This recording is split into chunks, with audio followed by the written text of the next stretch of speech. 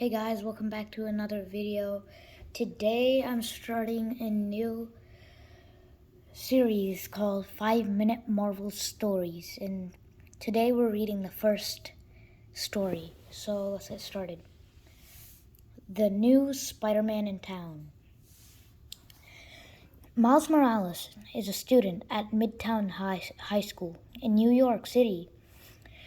He's happy and he has a thirst for knowledge, especially science. He was a young boy, just like any other, working hard and doing the right thing. But something soon happened that changed his life for good.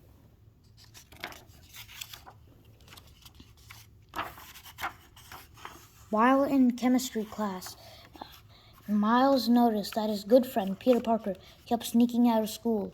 Miles grew suspicious, wondering if something was wrong with Peter, if he was okay. So one day, Miles followed Peter and watched as he snuck a mask from his bag.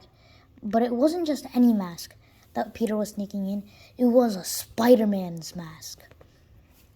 Miles couldn't believe it. And then Peter was leaving school that afternoon. Miles called to Peter. "Hey Peter, where are you headed?" Peter awkwardly smiled back and said, "I've got an assignment for the Daily Bugle." Yeah, I've gotta go." Miles didn't believe that either. He followed Peter to a giant lab. Inside the lab, Miles lost track of Peter, and he didn't notice the genetically altered spider slowly spinning a web and dropping down toward him.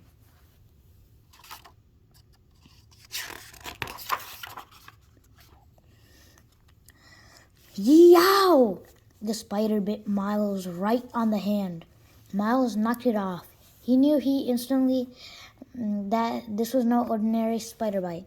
Instead of getting sick from the spider bite, Miles soon discovered that it gave him superpowers. "I've got to figure out what this means. What should I do?" He ran home fast.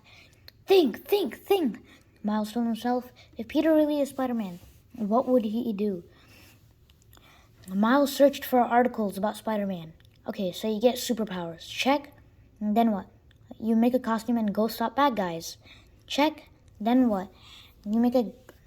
Then Miles created his own Spider-Man costume and leaped into the city.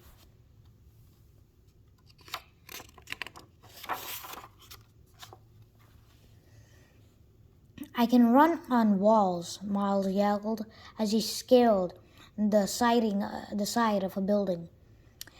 He was enjoying discovering his powers, and climbing walls wasn't the only one. Miles soon discovered that he had the amazing spider sense that warned him of danger. Miles realized that if he was going to call himself Spider-Man, he's going to have to act like Spider-Man. Much to his surprise, Peter Parker, as the original Spider-Man, was already on the case. One of the criminals was getting away, but Miles was able to help. "Hold on, helmet head," he announced. "The only place you're racing off is to prison." Miles had powers to match Peter's and was easily able to contain the thief.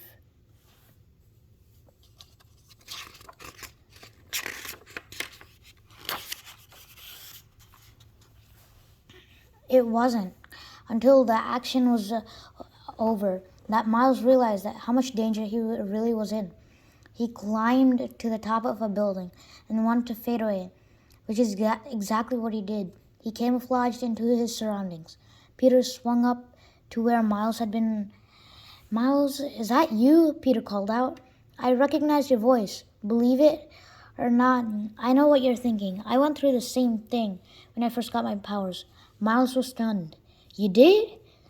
"Sure I did," Peter said. "My Uncle Ben told me that with great power there must also come great responsibility."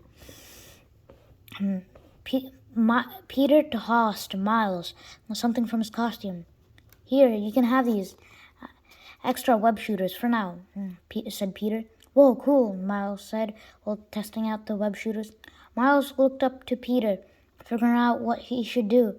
"Maybe I should follow you around for a few days, see how it goes."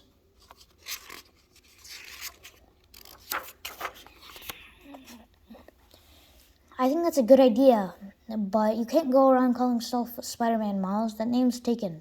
Oh, I'm definitely Spider-Man, Miles said, smiling again. The two swung off to patrol the friendly neighborhood.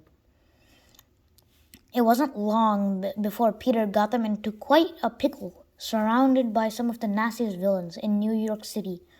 And that's when Miles knew. ... He was born for this. Sandman, Lizard, Rhinoceros, Doc Ock, Venom, Green Goblin, Spider-Man, Miles Morales. The battle roared, while Peter kept poking fun at the rampaging villains. Miles was terrified. "How do you keep joking in the middle of a fight?" he asked Peter. "Aren't you scared?" That's when Rhino grabbed Peter by the neck. Peter wouldn't let out another word. Funny otherwise, Miles turned and let loose his newest, last power.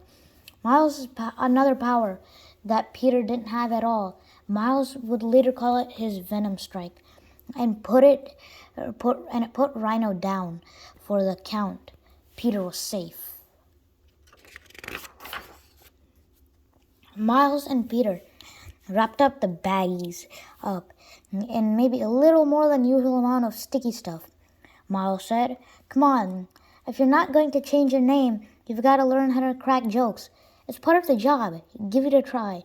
Miles scratched his head, thinking, while looking down at the webbed-up villains. Then he said, "Looks like you've got yourselves into a sticky situation, evildoers." Peter sighed. "Wow, somebody called the doctor. You have no funny bone." Okay, guys, this is the end of the first story. Stay tuned in the next video to listen to me read the next story, Journey to Justice. See you in the next video.